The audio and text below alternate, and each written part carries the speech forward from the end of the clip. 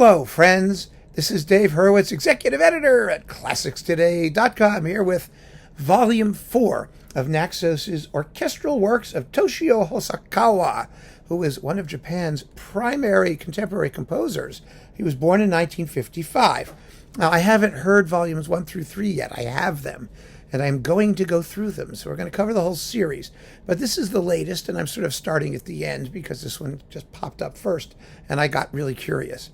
The 4 works on this disc are Sakura for orchestra, which is a very interesting and evocative setting of a famous Japanese folk tune. You don't really recognize the tune until it sort of pops out in the middle of the piece. He's a composer in the kind of, well, how do I describe it? The blurry Takemitsu school of kind of wavy, dreamy, not terribly rhythmic, except in places where there's like Japanese type percussion and drumming involved. And there's lots of evocations of nature, you know, birds and wind and wavy things and that kind of stuff. It's quite lovely. Not really tonal necessarily in the traditional sense, but textural and atmospheric. And, and it doesn't move anywhere. I mean, it doesn't really have any driving motion to it. It just kind of sits there and hovers. But, there's a lot to be said for hovering if it's interesting and evocative music, and this is. So Sakura is the first piece, and it was nice. Next is his trumpet concerto, which is subtitled Im Nebel, in the mist, based on something by Hermann Hesse that he read somewhere. Who knows? Who cares? And that's about, 16 minutes long, which is about as much as you can take for a trumpet concerto in one movement. And most of his concertos, according to Hosokawa, involve the soloist as a human protagonist and the orchestra as the environment, nature, the cosmos, whatever that environment is. And they're very effective that way. This is, of course, not original at all. I mean, the concerto protagonist and the orchestra as the sort of antagonist or frame in which they operate happens to be the entire concept of the romantic concerto as developed by Mendelssohn and those people, as opposed to the classical concerto, where you have two individual human protagonists, the orchestra on the one hand and the soloist on the other. It's a very nice way of framing the difference between classical and post-classical concertos. But this is a brilliant work for solo trumpet and fun to listen to, and I enjoyed it. Next is his violin concerto, Genesis. Titles. Well, it does the same thing as the trumpet concerto, let's put it that way, although it's in several related movements, about 20 minutes long. And again, you have a solo protagonist, and then you have an environment. And how well you like the concerto depends on how well you enjoy the interaction between the soloist and the environment. I mean, it's really that simple. The last work, however, is called Uzu. Not to be confused with yuzu, which is a wonderful citrus fruit used in ponzu sauce and yuzu kosho, condiments and things like that. No, this is just uzu. And there's a particularly silly comment by the composer here, which I absolutely have to share with you because, they should just shut up and write music. They really should. Here we go. You ready?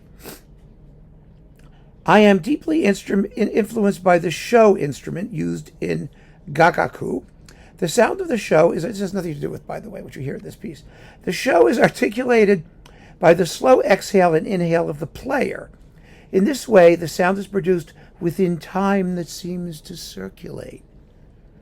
Well, my speech is produced by the slow inhale and exhale of my larynx, and my talks seem to circulate within time. And okay, let me just continue. Through the audible differences caused by the player's repetitive breathing, a spiral of uzu-like time appears. This spiral of uzu, under which the above breathing lies at its root, is present in my music. Okay. What the hell? Next. Then he really goes off the rails. Time, which is created through this process of exhale and inhale, is like the flowing movement of the waves. Waves. Gotta have waves. The repetition of the sound movement caused by crescendo and decrescendo slowly involves the audience in its sound waves. The orchestra is divided into 5 groups, placed left, right, and center stage, and into 2 bandas.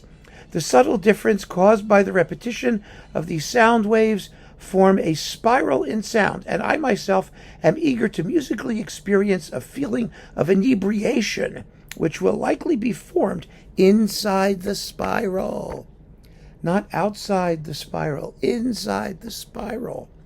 It's kind of like a babka, a chocolate babka. That's how I think of spirals, when you have the chocolate in the spiral, and I get inebriated when I munch on a chocolate babka. The spiral of sound movement is then finally led into deep silence and a realm of light. Well, it goes on from there. And I gotta say, it's such nonsense, this foolishness. I guess maybe he believes it or understands what he's talking about, but I prefer to just listen to the music. This is a 24-minute tone poem type thing, and it drifts around rather attractively and ambiguously, and it ends actually not with a realm of light, but with water. Sort of this, dripping water wave sound. There's a lot of water in contemporary music lately. I've noticed that, water sounds, lapping waves or ocean noises and things. And, excuse me, there's nothing wrong with that. I'm still getting over my cold. You'll have to forgive me. There's nothing wrong with that, except that at my age, to hear all this sort of water dribbling and washing about, frankly, it makes me want to have to go pee. I think it would be better without the water. I really do. But others may not have the same issue I have. If you're not incontinent, then you'll probably enjoy it. But seriously, let's be serious, right? It's impossible not to joke when composers start talking about this crap. It really is, because it's such nonsense, and they're taking themselves so seriously. And all that matters is what it sounds like. It's attractive music. It's attractive, diaphanous, impressionistic, atonal, post-Takemitsu music. And I look forward to hearing volumes 1, 2, and 3 to really get a sense of what this guy's about, what his style is. We can joke, and of course we can make fun of it, and of course we must, and it's fun to do that. But he's serious. He's a serious guy, and he has a language, a voice, and it's a voice I think that's worth getting to know, and I'm curious about the rest of it. So I will keep on listening, and I will keep on reporting, and you can do the same. So keep on listening, friends. Thanks for joining me. Take care.